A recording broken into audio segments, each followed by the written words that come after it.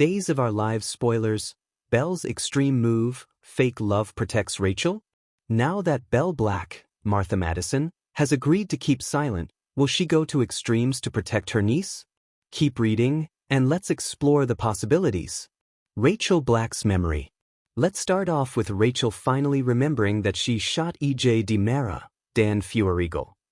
Marlena Evans, Deidre Hall, and Kristen DiMera, Stacey Hayduk, both knew the truth.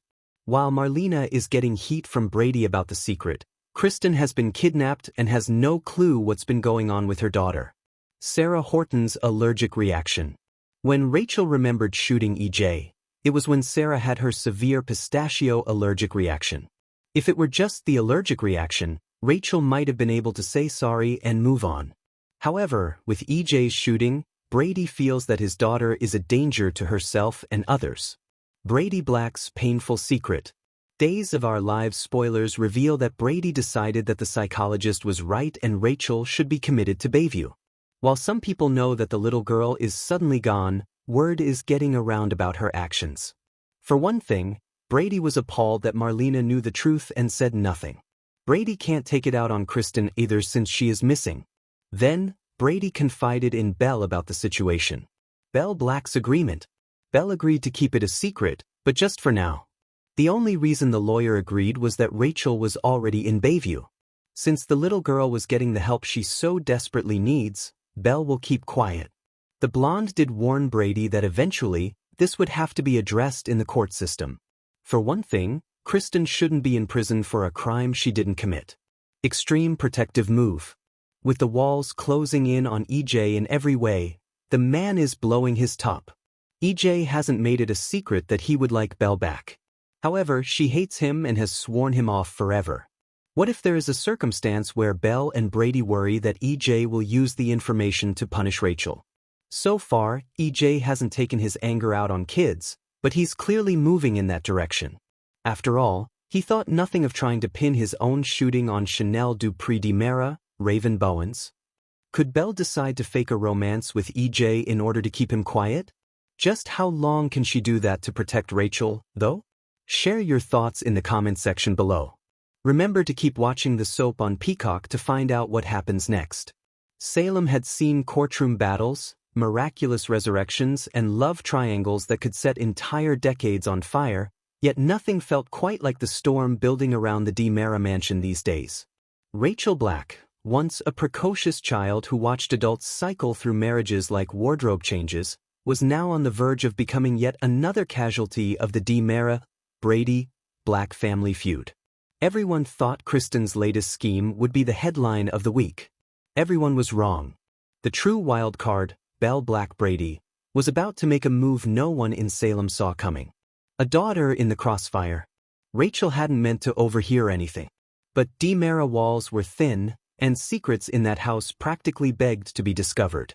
A string of late-night whispers between Kristen and an unseen accomplice convinced Rachel of one thing.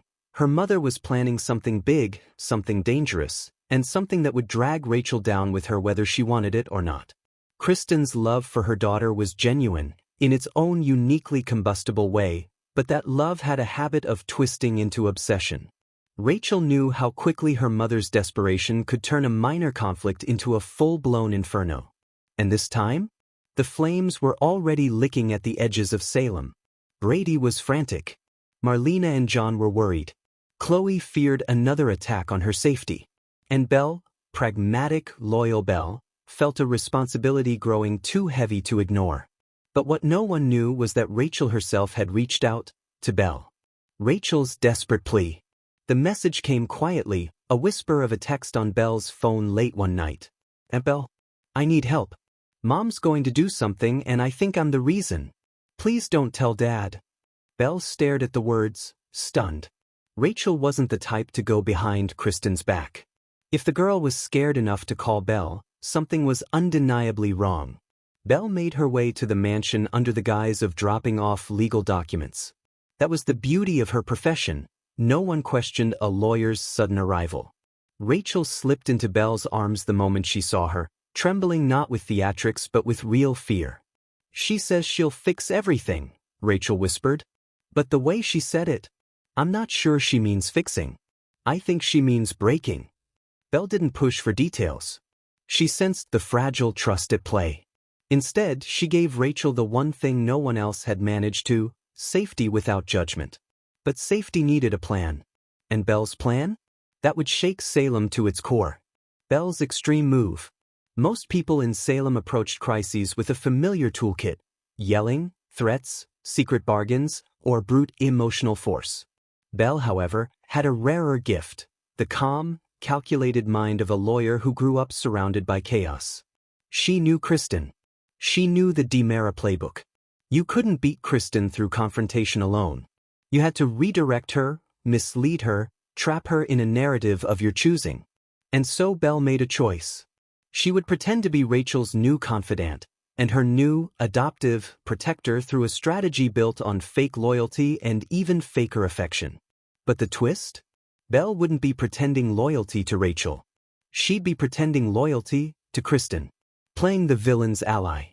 The next day, Belle strode into the DiMera mansion with the confidence of someone carrying legal missiles under her arm. "Kristen," she said, crisp and cold, "I think we need to talk about Rachel."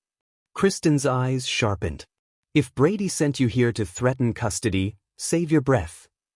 "He didn't," Belle replied. "I came on my own.